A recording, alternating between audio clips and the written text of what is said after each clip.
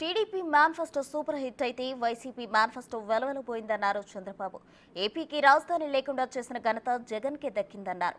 Bandage నాటకాలు ఇక మీదట సాగువన్నారు చంద్రబాబు. ఈ రోజు మీరు చూసుంటారు ఆయన ఎలక్షన్ మేనిఫెస్టో. ఏం తమ్ముళ్ళు, సూపర్ 6 మీరు చూశారు, అది super hit. Jaganmohan Reddy manifesto వెలవెలబోయింది.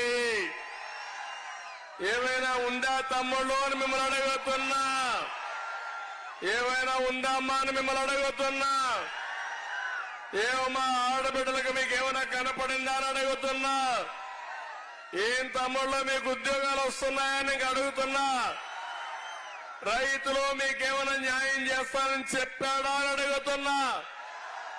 దేనికి ఎలక్షన్ మేనిఫెస్టో అంటే? నా వల్ల కాదు, దోచుకోవాల్సింది దోచుకున్నా, దాచుకోవాల్సింది దాచుకున్నా, ఇప్పుడు చేతులెత్తేస్తానని చేతులెత్తేసిన వ్యక్తి జగన్మోహన్ రెడ్డి. మా తమ్ముడు బ్యాండేజ్ కట్టుకొచ్చారు చూడండి. పాపం ఎవరో గులకరాయి వేశారు, తెలియని గులకరాయి, అందుకే పాపం కన్ను పోయింది. అక్కడ కంటి పైన కూడా బాగా దెబ్బతింది. ఈ దెబ్బతో బ్యాండేజ్ తీసి వచ్చాడు ఈరోజు జగన్మోహన్ రెడ్డి. నాటకాలన్నీ వదిలేసి ఇప్పుడు రాష్ట్రం అంతా బ్యాండేజ్ కట్టుకోవచ్చే పరిస్థితికి వచ్చారు. ఒట్టొట్టి నాటకాలు ఆడితే రాజకీయం జరుగుతున్న తమ్ముళ్ళు అవి కూడా దమ్మ ఆడుకుందాం. నేను ఒకటే మిమ్మల్ని అందరిని అడుగుతున్నా, ఈరోజు ఈ రాష్ట్రంలో చైతన్యం రావాలి.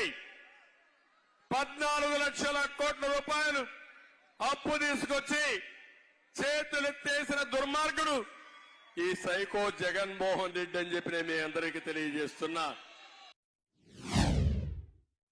మన రాజధాని ఏది?